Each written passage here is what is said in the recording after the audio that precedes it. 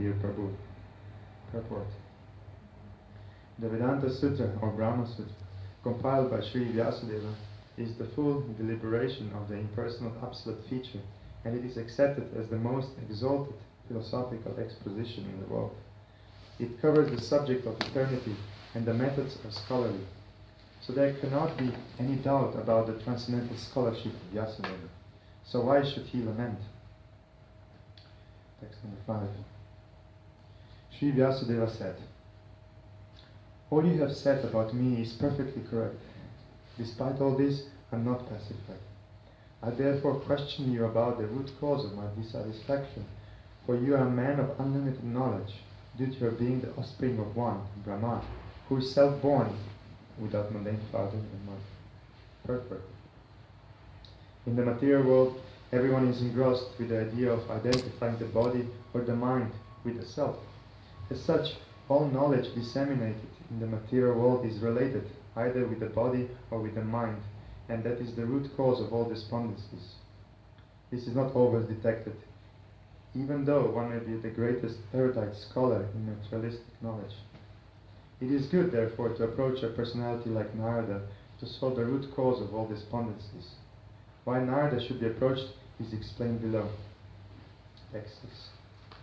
My Lord, everything that is mysterious is known to you because you worship the creator and destroyer of the material world and the maintainer of the spiritual world, the original personality of Godhead, who is transcendental to the three modes of material nature. Purport. A person who is 100% engaged in the service of the Lord is the emblem of all knowledge. Such a devotee of the Lord in full perfection of devotional service is also perfect by the qualification of the personality of God. As such, the eightfold perfections of mystic power, Ashtasiddhi, constitute very little of his godly opulence. A devotee like Narada can act wonderfully by his spiritual perfection, which every individual is trying to attain.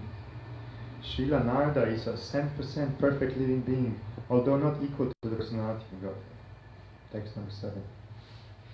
Like the sun, your goodness can travel everywhere in the three worlds, and like the air, you can penetrate the internal region of everyone.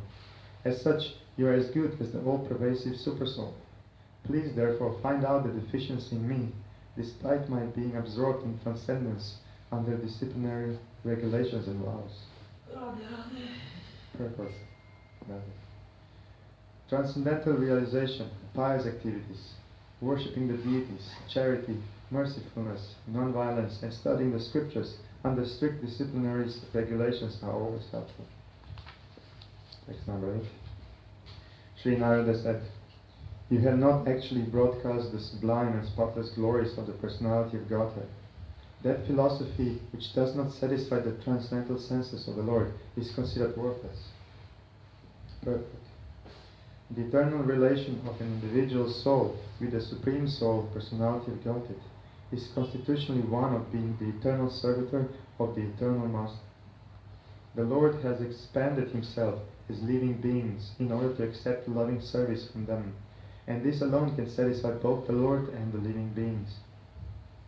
Such a scholar as Vyasadeva has completed many expansions of the Vedic literatures, ending with the Vedanta philosophy, but none of them have been written directly glorifying the personality of Godhead.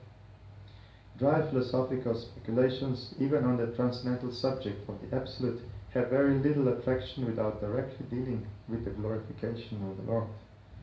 The personality of Godhead is the last word in the transcendental realization. The Absolute realized as impersonal Brahman or localized Supersoul, Paramatma, is less productive of transcendental bliss than the supreme personal realization of his glories.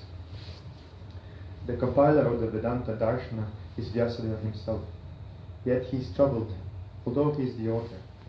So what sort of transcendental bliss can be derived by the readers and listeners of Vedanta, which is not explained directly by Vyasadeva, the author? Herein arises the necessity of explaining Vedanta Sutra in the form of Srimad Bhagavatam by the self-same author. Text number 9.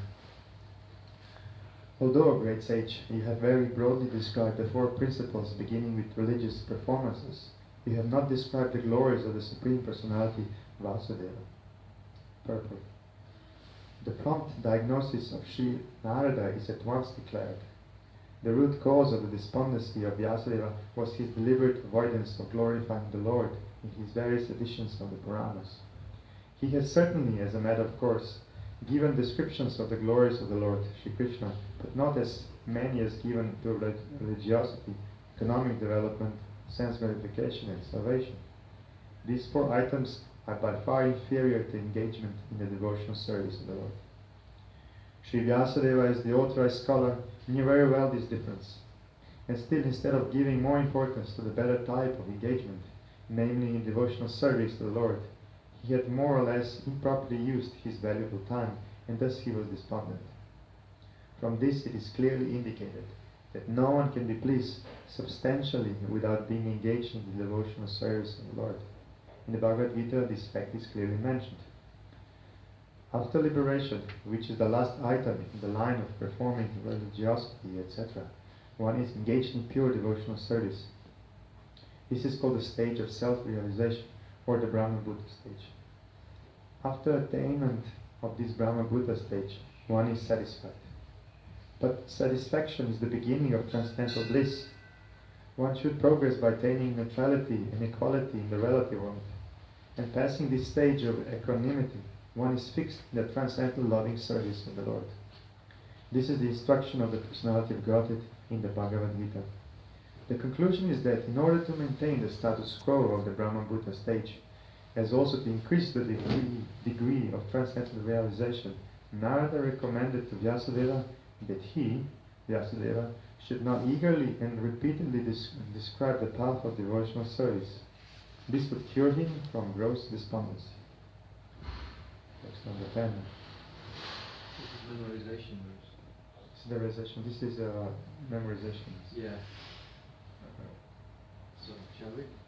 How does it go? It goes like this. Maya pachachittabadam harerisho Jagat pavitram pravitam Tadvaya satirtam shanti manasa Nayatra hasa viramantu shikshaya. Translation. Those words which do not describe the glories of the Lord, who alone can sanctify the atmosphere of the whole universe, are considered by saintly persons to be like unto a place of pilgrimage for crows. Since the all-perfect persons are inhabitants of the transcendental abode, they do not derive any pleasure there. Purport. Crows and swans are not birds of the same feather because of their different mental attitudes. The fruitive workers or passionate men are compared to the crows, whereas the all-perfect saintly persons are compared to the swans. The crows take pleasure in a place where garbage is thrown out, just as the passionate fruitive workers take pleasure in wine and women in places for gross sense pleasure. The swans do not take pleasure in the places where crows are assembled for conferences and meetings. They are instead seen in the atmosphere of natural scenic beauty, where there are transparent reservoirs of water nicely decorated with stems of lotus flowers in variegated colors of natural beauty. That is the difference between the two classes of birds. Nature has influenced different species of life with different mentalities, and it is not possible to bring them up into the same rank and file. They are full of subject matter, described in decorative language, full of mundane similes and metaphorical arrangements. Yet with all that, they do not glorify the Lord. Spiritually advanced men, who are compared to the swans, do